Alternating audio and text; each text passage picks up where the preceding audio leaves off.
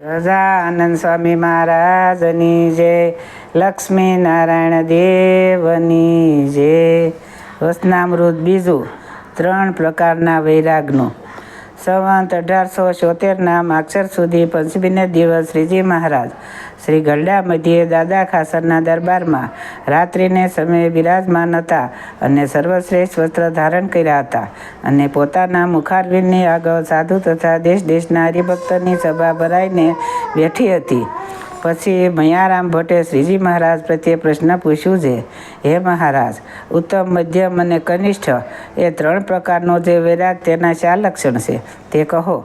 ત્યારે શ્રીજી મહારાજ બોલ્યા છે, ઉત્તમ વૈરાગ જેને હોય તે પરમેશ્વરની આજ્ઞાએ કરીને અથવા પોતાના પ્રારંભ કર્મ વંશ્ય કરીને વ્યવહારમાં રહે, પણ તે વ્યવહારમાં જનક રાજાની પેઠે લોપાય નહીં, અને શબ્દ, સ્પર્શ, રૂપ, રસ અને ગંધ એ 5 પ્રકારના જે ઉત્તમ વિષય તે પોતાના પ્રારંભ અનુસારે પ્રાપ્ત થાય તેને ભોગવે, પણ પ્રીતિએ રહિત ઉદાસ થકો ભોગવે, અને તે વિષય એને લોપી શકે નહીં, અને તેનો ત્યાગ મેળો ન પડે, અને તે વિષયને વિશે નિરંતર દોષને દેખતો રહે, અને વિષયને શત્રુ જેવા જાણે, અને સંત, શસ્ત્રશાસ્ત્ર અને ભગવાનની સેવા તેનો નિરંતર સંગ રાખે, અને દેશ, કાળ, સંગ અધિક જો કઠણ આવી પડે તો પણ એની જે એવી સમજણ તે મોળી પડે નહીં, તેને ઉત્તમ વૈરાગવાળો કહીએ.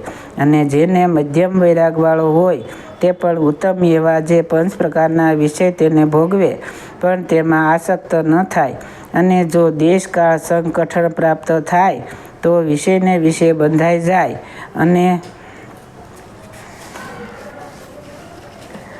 અને વૈરાગ મદ પડી જાય, તેને મધ્યમ વૈરાગવાળો કહીએ.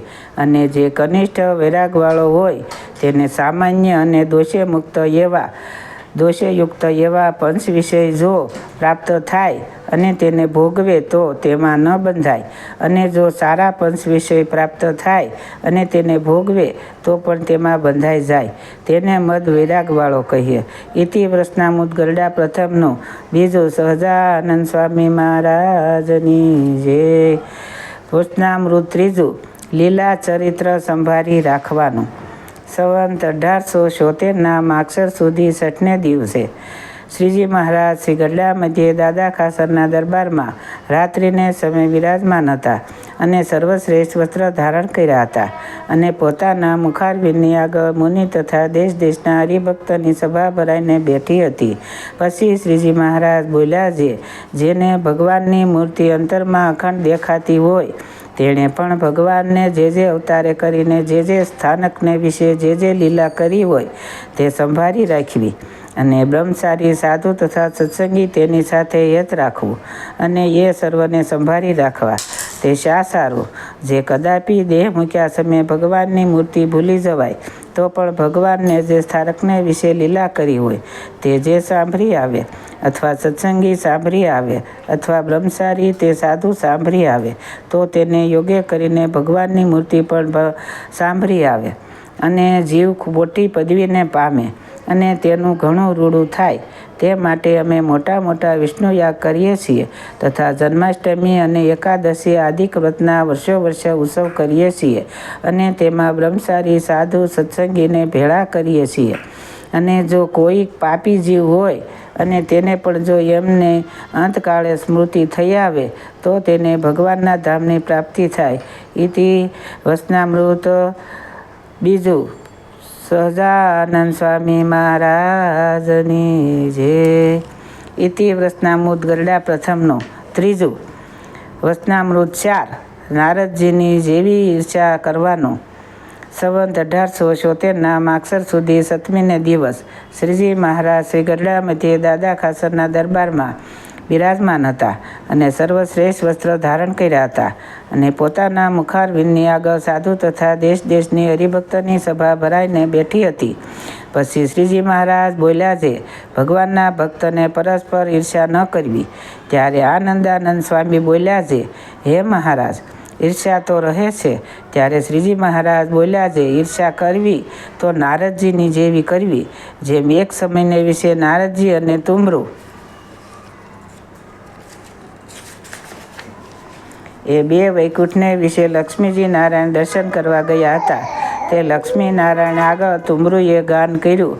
તેણે કરીને લક્ષ્મીજી તથા નારાયણ એ બે પ્રસન્ન થઈને તુમરુને પોતાના વસ્ત્ર આભૂષણ આપ્યા. ત્યારે નારદજીને તુમરુ ઉપર ઈર્ષ્યા આવી. જે હું તુમરુની જેવી ગાન વિદ્યા શીખું અને ભગવાનને પ્રસન્ન કરું.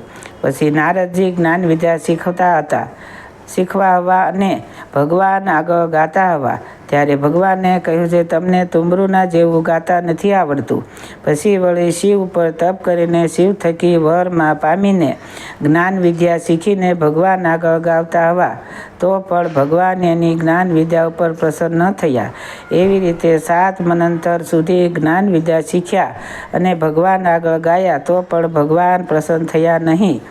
પછી તુમરુ પાસે જ્ઞાન વિદ્યા શીખ્યા અને શ્રીકૃષ્ણ ભગવાન આગળ દ્વારિકામાં ગાવતા હવા.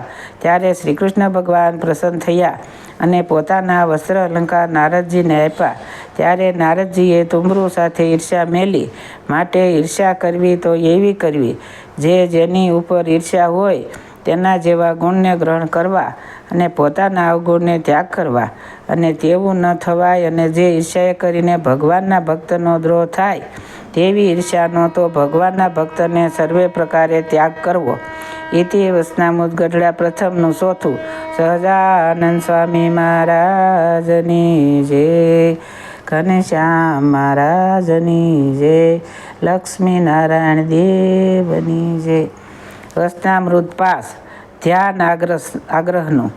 સંવંત 1876ના માગશર સુધી અષ્ટમીને દિવસ શ્રીજી મહારાજ શ્રી ગઢડા મધ્યે દાદા ખાસરના દરબારમાં બિરાજમાન હતા અને સર્વશ્રેષ્ઠ વસ્ત્ર ધારણ કર્યા હતા અને પોતાના મુખારવિંદની આગળ પરમહંસ તથા દેશ દેશની હરિભક્તની સભા ભરાઈને બેઠી હતી.